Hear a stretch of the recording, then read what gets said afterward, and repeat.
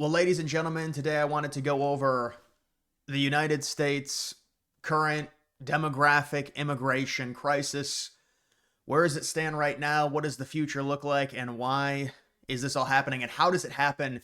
And how are American citizens conditioned to believe that this is the proper way forward as a country, just to have so many foreigners come in and it's like almost replace the native population? Also talk about the historical precedent and why the actual history of the United States gets warped for this immigration to happen as a way to justify the mass immigration into the United States. So there's a little bit of history here, and then there's some understanding on why this is happening and if there's a way in which this can be curtailed. Honestly, I really don't have a solution based on the current political climate, even with Trump in office. And I want to talk about a lot of the modern stuff and where we're at in terms of immigration and the shift that we have seen from the general public on immigration, but why, unfortunately, I think there's going to be a shift back as Trump has virtually shut down the border, which is a good thing. But this is just kind of how it works with the general public. Out of sight, out of mind. They don't really care about immigration. In 3 or 4 years, it's not going to be a big issue. That's going to make it harder for Republicans to win in 2028. And you could be looking at more illegals coming into the country at a higher rate in 2029 and onward, depending on what happens with that election. But let's just get to it. You take a look at the demographical history, or I guess this is the immigration. Okay, so these are the major important immigration laws in the United States. And it's important to understand and to find a footing on the history of U.S. demographics, the history of the United States, who built the United States, everything along those lines, because the history will be warped to manipulate people into accepting mass immigration. So you have the 1970 Naturalization Act, basically made white people legal citizens of the United States. Today, obviously, that would be seen as extremely racist, but that was the 1970 Naturalization Act. White persons in the United States, good white persons, I believe is what it said exactly, were citizens of the U.S. You've got the Immigration Act of 1924. This is skipping over a century, but in the 1800s, there was a lot of East Asian immigrants.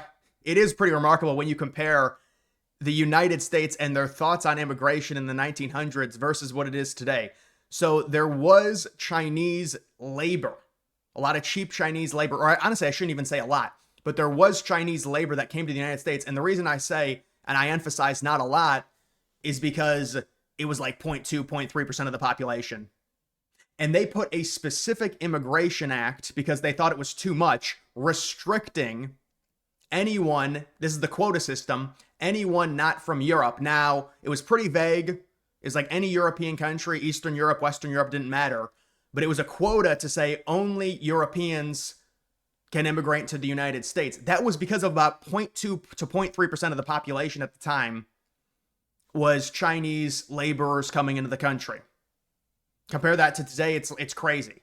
But that's what it was. They thought there's too many of these people coming in. We need to restrict it. We're putting a quota system in the United States, and I'll discuss the history of the U.S. in terms of the Western European and just Europe in general, how the United States was founded.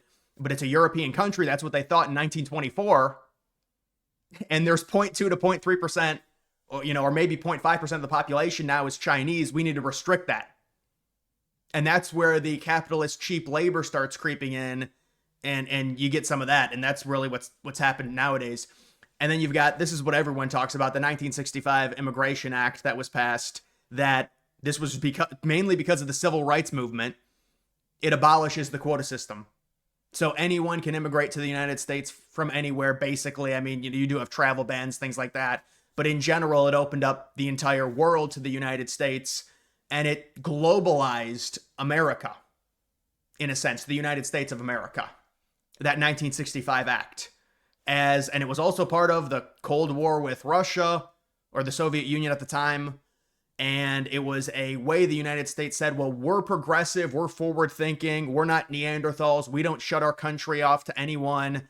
And so it was kind of like that. But even in the context of 1965, and here, I'll show the next one as well. You've got the 86 Reform and Control Act, which was Reagan's mass amnesty, where it gave, I mean, if you remember back in 86, they had about 5 million illegals, and it was like this major crisis. It's pretty funny nowadays when we've got who knows how much. I mean, everyone says a different number, but 15 to 20 million is a common number of illegals. Well, there was like 3 to 5 million illegals in the mid 80s, and they were all like low skilled workers and laborers. And the conservatives were like, well, we need to keep these people in the country because they do a good job and it's important for the labor force. Reminds a lot of kind of the rhetoric today in terms of immigration and a lot of the illegal immigrant labor with farms. But that's what they said in the 80s. And they said, well, what we'll do is we will give them all amnesty. They can all become citizens, but we will punish the people that are employing them to try and discourage it. So they said, basically, we will allow the 3 to 5 million illegals into the country. They can stay, but we want to cut it off completely, and we're going to punish anyone who hires illegal immigrants. And obviously that did not work. And I'm not trying to defend Reagan. A lot of his immigration stances were very liberal relative to the US in general, but there's no way that Reagan thought the United States would have the demographics we have now. I mean, this is like, the thing with immigration is, it's not like one day you wake up and there's 100 million illegal immigrants in the country, or just 100 million immigrants in general in the country, and it's like this overflow that happens in 24 hours. It's a slow trickle. So it's hard to gauge the danger of it because it's so slow. It happens over time. So I'm not saying what Reagan did was good with the illegal immigration, and obviously it's done in a capitalist sense for the United States to stay competitive and stay number one over China. And that type of thinking is extremely dangerous for the United States because you risk losing, your cultural self with people immigrating to the United States and using it as an economic zone. They don't believe in the United States. They don't like the United States, but they like the fact that the United States is a country that believes in capitalism and you can make significantly more money in the United States. And then you've got the remittance where they ship it back home. And it is a pure extraction zone for many immigrants, unfortunately. But the 65 and 86 immigration acts are the main ones that opened everything, especially the 65 Act off the back of the civil rights movement and the United States trying to be a more progressive country to differentiate themselves during the Cold War against the Soviet Union. But it is the context of the 24 Act is pretty remarkable. It was like 0.2, 0.3% of the country was Chinese, and then they're like, we got to restrict Asian immigration to the United States and preserve European immigration, which is just, I mean, you look at the current European immigration, it's like 10%. It's at all-time lows, which shouldn't really surprise anyone.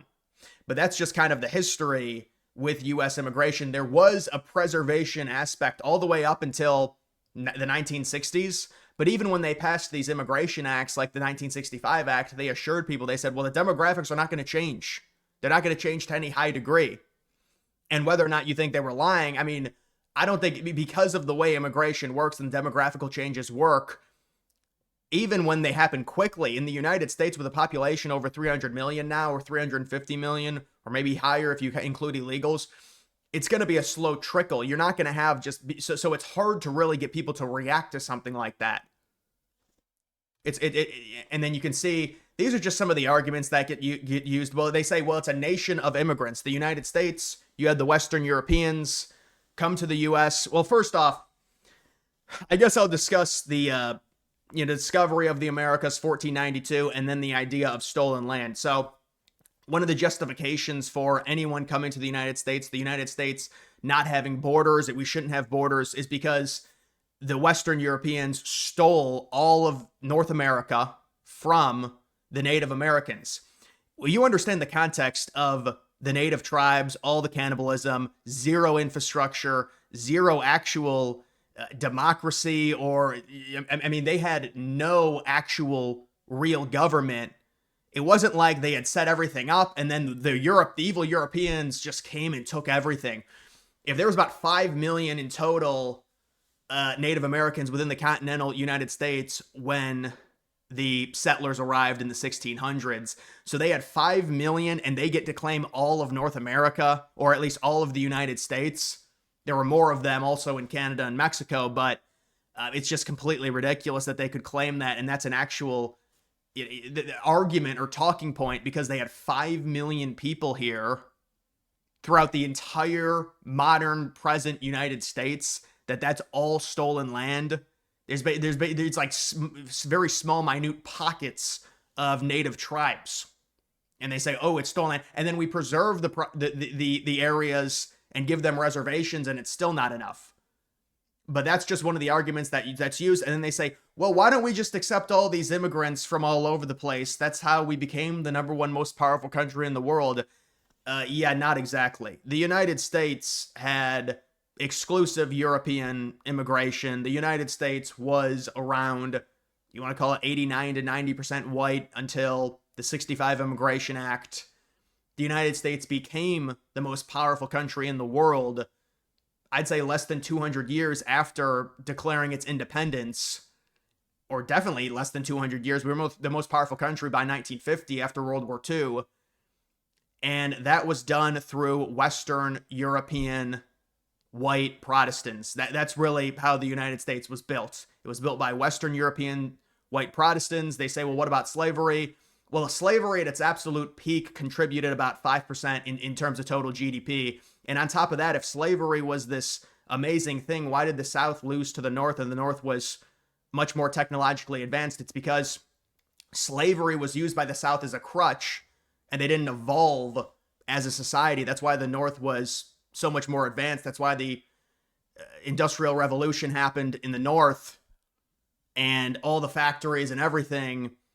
And so slavery was a smaller aspect of it, but it was all the infrastructure, all the designs, all the technology. It's white Western Europeans.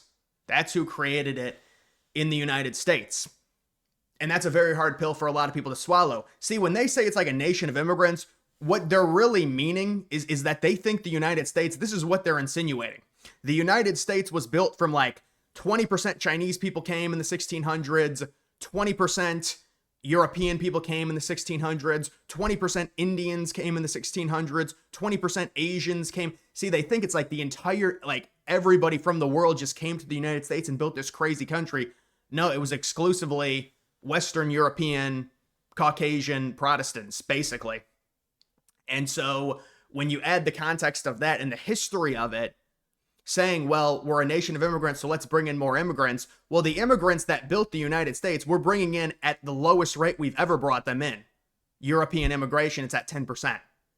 So that's completely wrong. And when they say that, you've got just the demographic history of the United States.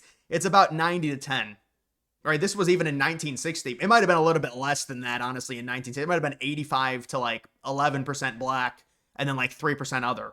But even if it's like 85-15 in 1960, you look at the comparison 2025. Now, these numbers can be argued. I've heard people say, well, no, it's 58% white. It's, higher, maybe 67% white. I think it depends if you include the illegals, but it's around 61% white, 12% black, 19% Latino or Hispanic, 7% other. So it's a major shift. And that's not even a century. It's like, what is that? Like a little bit more than a half century. And you look at the Gen Z births, it's about 43% white births. So the white population in the United States, and I'm sure people know this, and this was something that was talked about in terms of like replacement. The white population is declining significantly in the United States, and it's going to continue to decline because of, it's not even illegal immigration, it's legal immigration, and also lower birth rates for the native white people in the US. And so the first they said, well, it's not happening. It's bullshit. It's conspiracy. Then they said, well, it's a good thing it's happening because white people are not having enough kids. Whether you think, oh, it's being done on purpose or not, the reality is it's happening either way. And you've got 17 to 22 million illegals confirmed. You're going to have conservatives say, well, it's 50 million. You're going to have Democrats say it's only 11 million. I don't know the exact number. Well, it's impossible to say the exact number. I would like the administration to come out and try and estimate it, honestly. It's like you'd think the administration would, now that Republicans are in, they would try and estimate the amount of illegals in the country to give us at least a ballpark. But I don't even know what the ballpark is because I've seen the liberal studies say, well, it's like 13 to 15 million.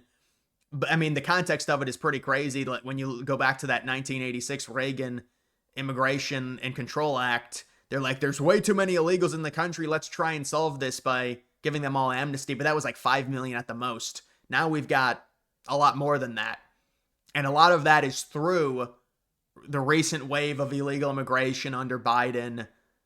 You'll get, some people will say, well, 15 to 20 million came in under the Democrats' last term alone. I don't really believe that, but You get that 10 million on non-immigrant visas. The amount of visas the United States has is, there's like a statistic, the US has 50 million people here on some type of visas.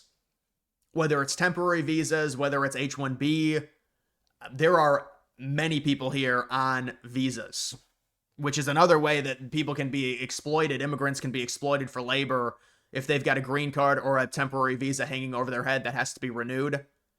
I mean, that's just the capitalist mindset in the way the country is structured. Since 1965, the U.S. received around 80 million immigrants. Second place, Germany at 25 million. Yeah, you really should look up the top countries in terms of, the reason I say 65 is because of the Immigration Act of 65. It's a major turning point for the United States in bringing in more immigrants. But just even since 1950, all of the top 10 countries, I believe, are like first world Western white majority countries in terms of immigrants accepted.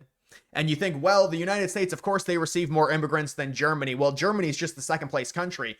There are, the US has a much higher population than Germany, but there's other countries that have more of a population than the United States, and they're not taking in anywhere close to the amount of immigrants that the United States is. And we're schooled and we get called racist and all these things. We've taken in 80 million immigrants, which is, what is that, 55 million more than the second place country since our immigration laws changed in 1965. I mean, it's a preposterous number. But, I mean, that is another, a lot of these people come in, they get very, very low wage jobs, and, you can argue it, well, temporarily it helps the economy. And we've got top immigrant countries. Where are the people coming from? India, Mexico, China, DR, African countries. That's ticked up, by the way. Yeah, the African countries now, there's more immigration coming from them. It's up to around 10% of the immigrants that are coming into the United States are coming from there. European immigration is at 10%. That's an all-time low. So no, they say we're a nation of immigrants. All the immigrants that came to the United States, that built the United States, that created the laws and democracy of the United States were Western Europeans. Those, and by the way, that's all European immigration, not just Western European immigrant. See how it's such a lie when they say that.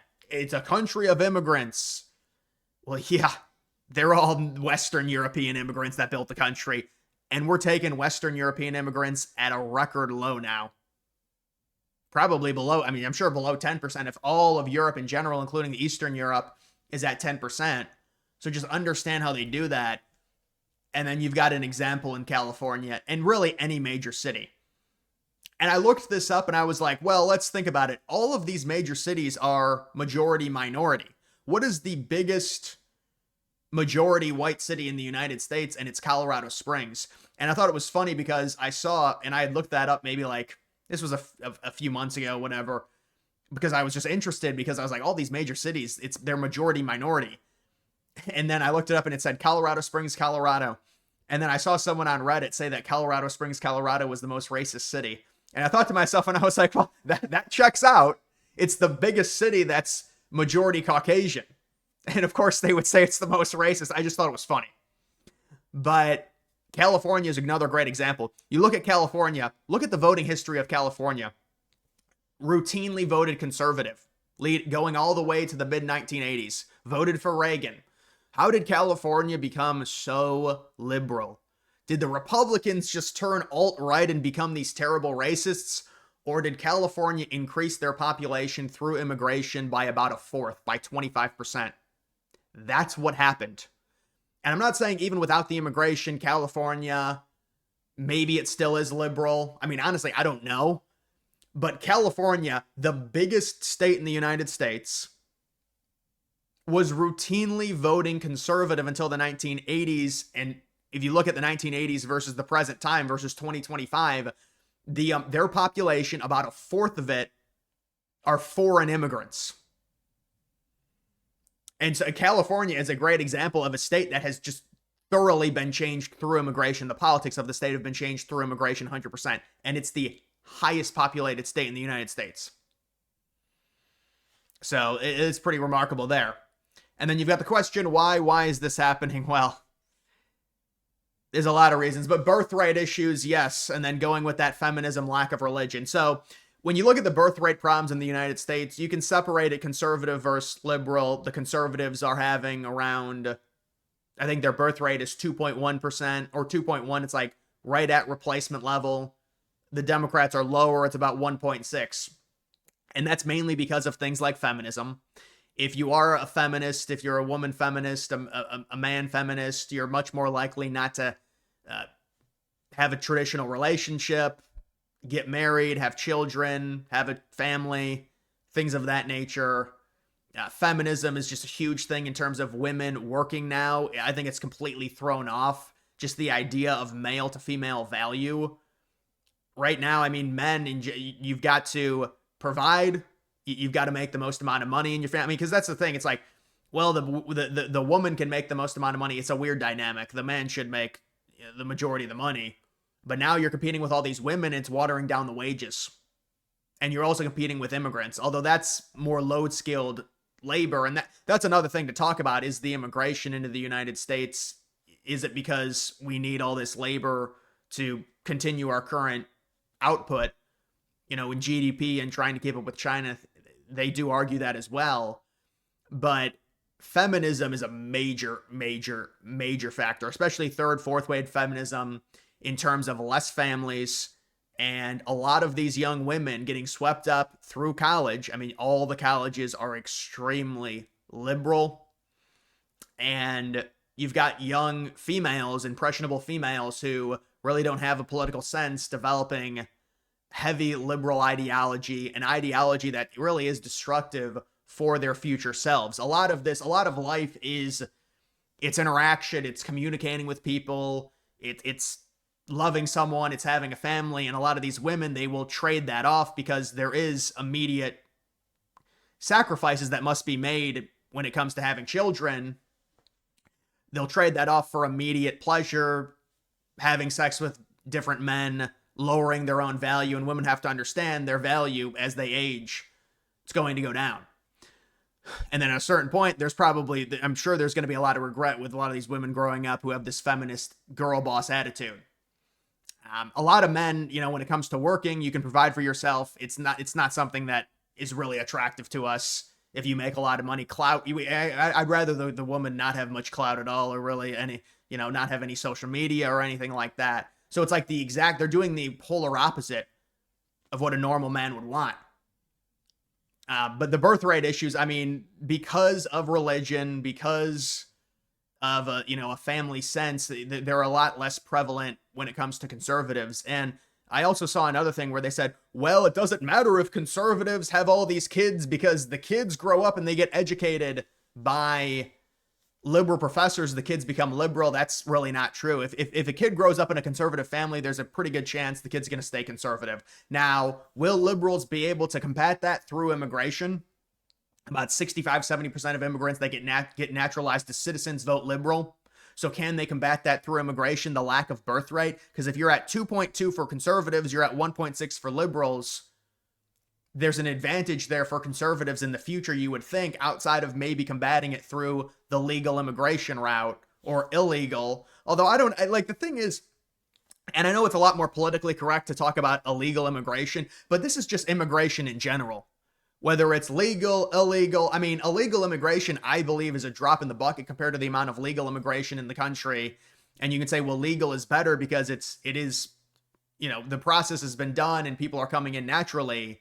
But the same effect is happening. And I will say, I think you do need to sort out the illegal stuff before you get to the legal immigration. But I mean, you see what's happening in Europe and the remigration and things like that. I mean, this is a serious issue in terms of the demographical shift of the United States. And you've also got capitalist greed, illegal labor, H-1Bs. Of course, in the United States, when you're a company, the number one goal is the bottom line. And this also goes to shipping jobs overseas. It's cheaper. The misnomer of free trade, the conservative misnomer where it's free trade. Well, you look at the United States and China, there's no competition. China is going to be a much more attractive place to, if you have a business, send your jobs because the labor laws are so much less strict and the people are going to get paid a lot less money and mass production is so much easier in China and they've got so many more people in general and so many low-skilled laborers. And so that's what you're getting now filtering into the United States, like in the construction industry, with many of the carpenters now being illegal immigrants. And the way to combat that is, well, you deport the illegals and then you pay American citizens, what they're worth or whatever it takes to get them to do the job. And then they say, well, it's going to cause the housing market to go up. It's going to cause inflation, things to cost more. Well, I think one of the main reasons the housing market is so high, I mean, it's supply and demand. There's a significant demand, there's very little supply.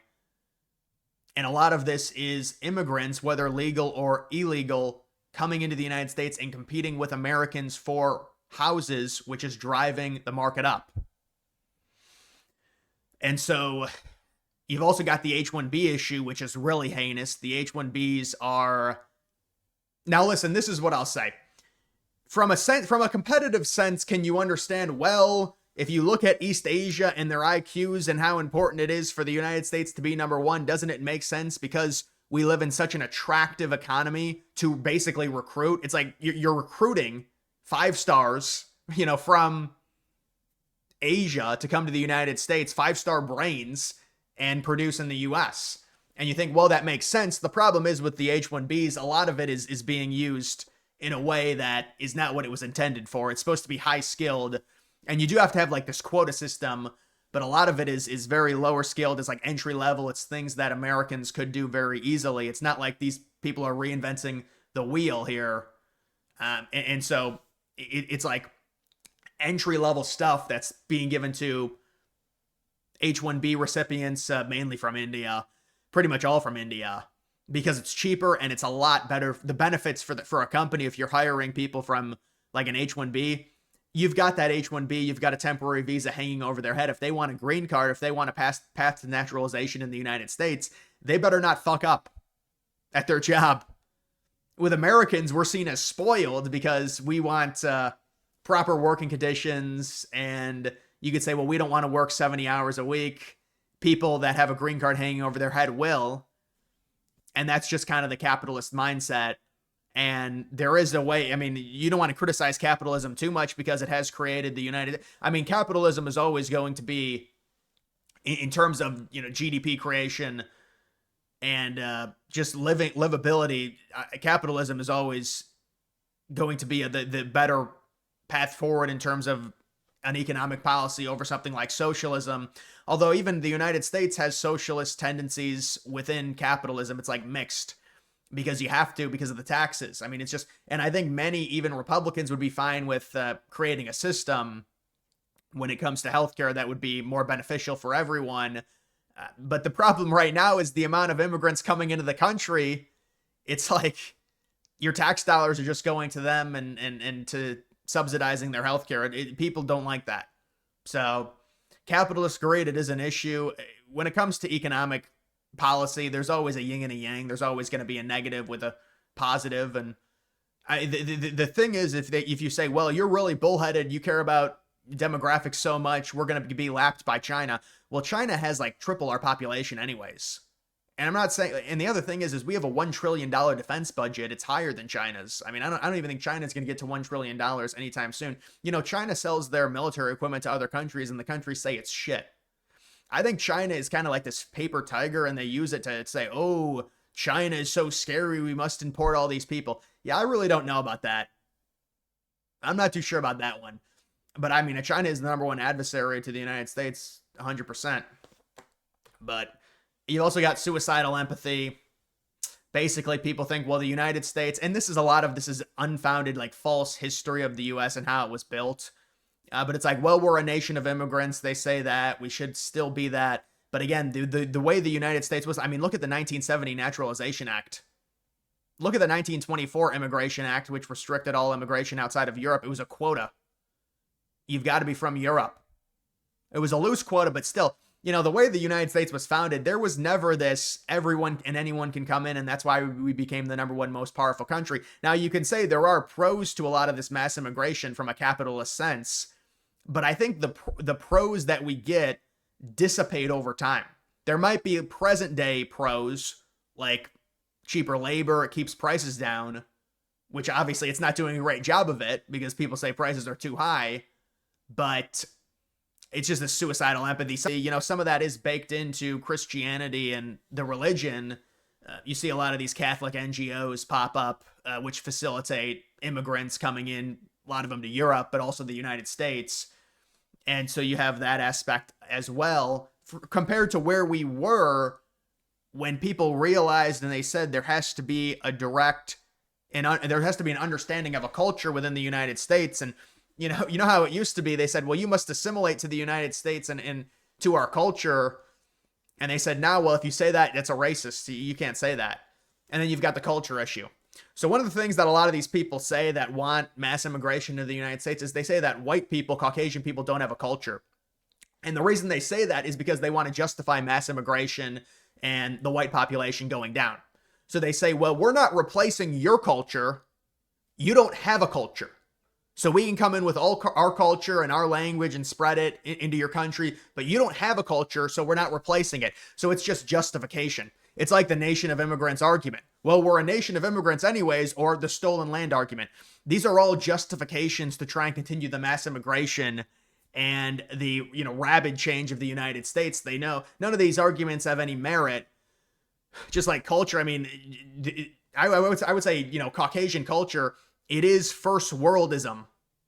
It is infrastructure. It is just in general higher standard of living. It is democracy. It is electronics. It is technology.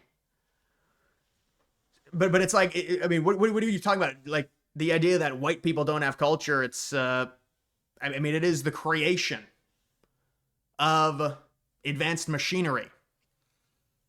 You look at all the big Fortune 500 companies in the United States. It's funny, the CEOs are they're changing the CEOs.